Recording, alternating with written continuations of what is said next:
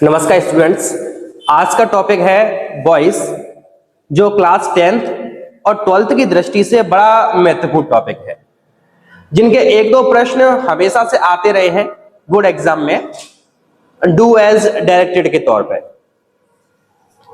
आज हम अपना टॉपिक कवर करेंगे जिसका नाम है बॉयज।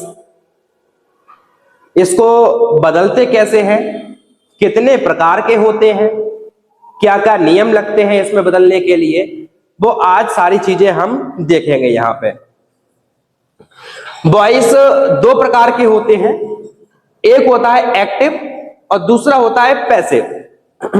एक्टिव क्या है? जिसमें सब्जेक्ट का ज्यादा महत्व होता है, जिस सेंटेंस में सब्जेक्ट का ज्यादा महत्व होता है उसको हम एक्टिव वॉइस कहते हैं। जैसे किसी ऑफिस में किसी बॉस ने कहा कि तुम्हें यह काम करना है, तुम्हें यह काम करना है, तो वहां पर तुम्हारा महत्व ज्यादा है। दूसरी बार कहा नहीं, मुझे तो यह फाइल ही कंप्लीट चाहिए, तुम करो चाहे कोई करे, मुझे कोई मतलब नहीं है, तो यहां पर फाइल का ज्यादा महत्व है। तो जहां पर सब्जेक्ट का ज्यादा महत्व है वो एक्टिव वॉइस, जिसका एग्जाम्पल बोर्ड पे लिखा हुआ है, ही प्लेज फुटबॉल। और जहां पर ऑब्जेक्ट का ज्यादा महत्व होता है, किसका? ऑब्जेक्ट का, तो उसको हम पैसिव वॉइस कहते हैं। जैसे football is played by him. अब ये कैसे बदला, इसके बारे में हम डिटेल में अभी सीखेंगे बोर्ड पे।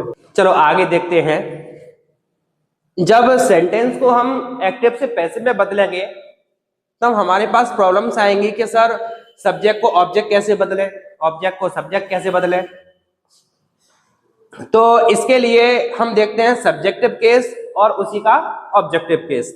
जैसे लिखा हुआ है ही का बनता है हिम, शी का हर, इट का इट, नाम का नाम, आई का मी, बी का अस, यू का यू और दे का दे। जिसको नोट करना हो तो वीडियो को पॉज करके वहां से आराम से नोट कर सकता है इसको।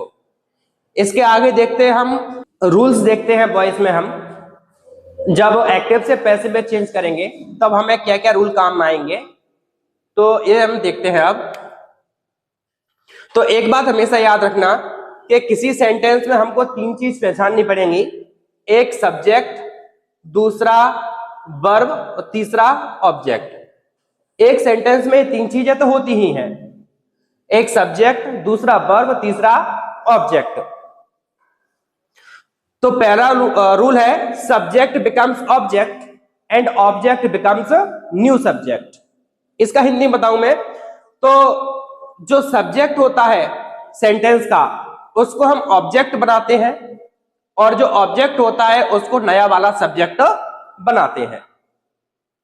दूसरा रूल है कि पहले सेंटेंस में वर्ब कुछ भी लगी हो, हेल्पिंग वर्ब, लेकिन जो वर्ब होगी हम नए वाले सब्जेक्ट के अनुसार लगाएंगे।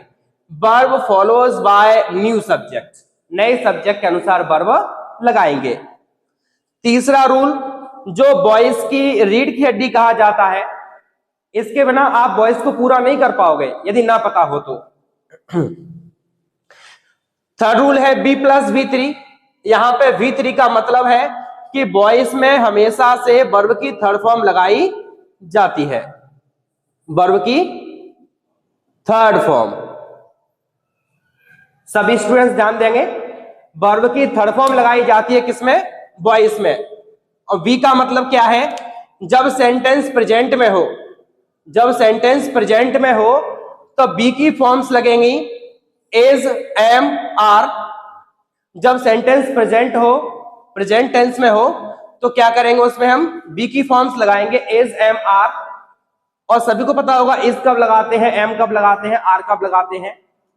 जब सब्जेक्ट सिंगुलर होगा तो इज लगाएंगे, एम होगा आई के लिए लगाते हैं एम, और आर प्लूरल सब्जेक्ट के लिए लगाते हैं।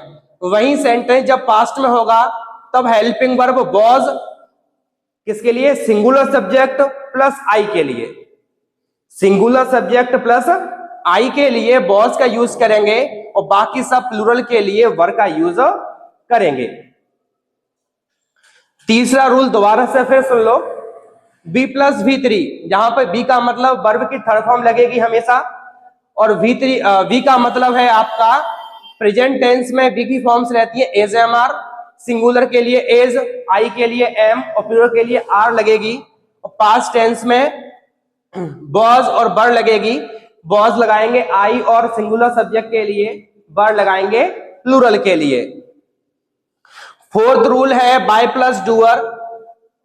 फोर्थ रूल है बाय प्लस डूअर। यहां पर डूअर का मतलब होता है करने वाला, जैसे लिखने वाला राइटर होता है, गाड़ी चलाने वाला ड्राइवर होता है, वैसे ही डू का मतलब करना, और किसी काम को करने वाले को डूअर कहते हैं।